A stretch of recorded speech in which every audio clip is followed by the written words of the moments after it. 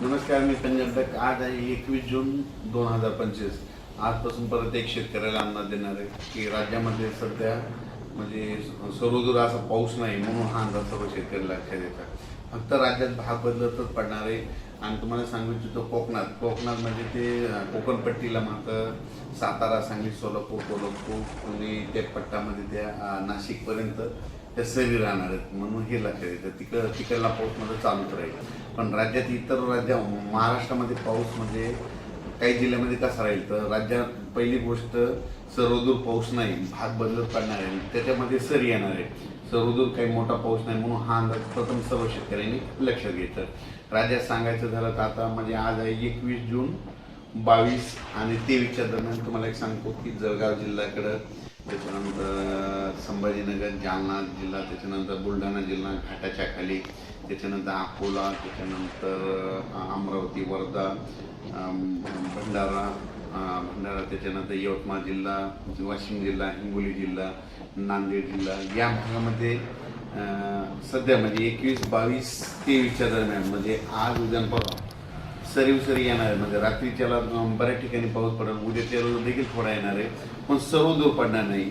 जिल्ह्यामध्ये काही भागामध्ये पडेल, काही भागाला सोडून देणार आहे, म्हणून हा अंदाज लक्षात येतात.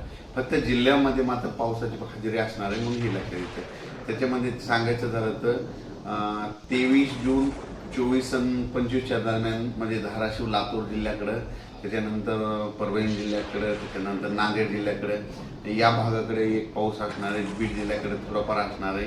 म्हणजे सर्वदूर जिल्ह्यात पडणार नाही, फक्त काही भागामधून पडून जाईल, म्हणून हा अंदाज लक्षात येतं. म्हणजे सांगायचं झालं तर 21 जूनपासून ते 26 जूनपर्यंत असाच पाऊस राहणार आहे, विखुरलेल्या स्वरूपाचा राहणार आहे, सर्वदूर पडणार नाही, म्हणून हे अंदाज लक्षात येतं. राज्यामध्ये आता हे जे वारं चालू आहे ते काही ठिकाणी 25 जूनला बंद होईल, काही ठिकाणी 26 जूनला बंद होईल. आणि हे वारं बंद झाल्याच्या नंतर परत चांगलं पावसाचं वातावरण तयार होणार आहे. पण राज्यात मध्ये आता सर्वदूरचा एवढा पाऊस नाही. फक्त म्हणजे सांगायचं झालं तर कोकणात सातारा जिल्हा, सांगलीकडला काही भाग, त्याच्यानंतर पुणे,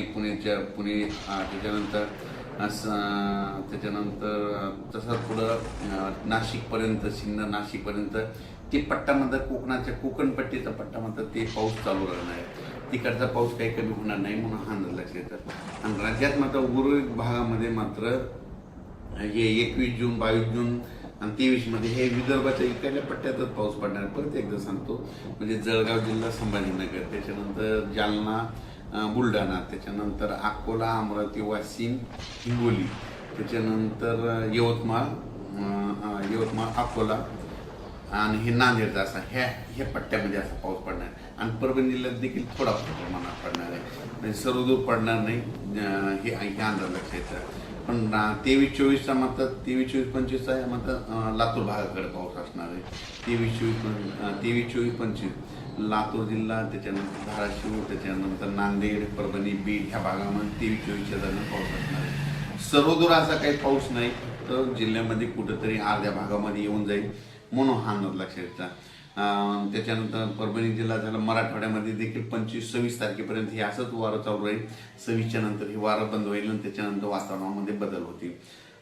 त्याच्यानंतर राज्यात अचानक वातावरणात बदल झाला तर लगेच शेतकऱ्याला एक उद्या मेसेज दिला जाईल. धन्यवाद.